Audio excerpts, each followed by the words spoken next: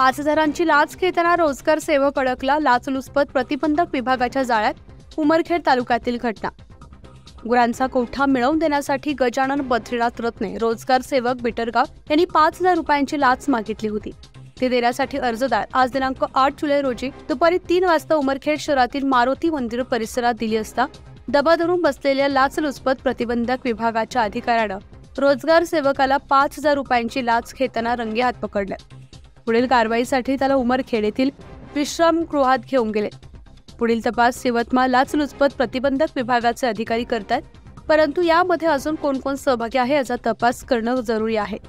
उमरखेड पंचायत समिती अंतर्गत ग्रामीण भागात मोठ्या प्रमाणात भ्रष्टाचार होत असून त्याची फलश्रुती असल्याचं दिसत आहे.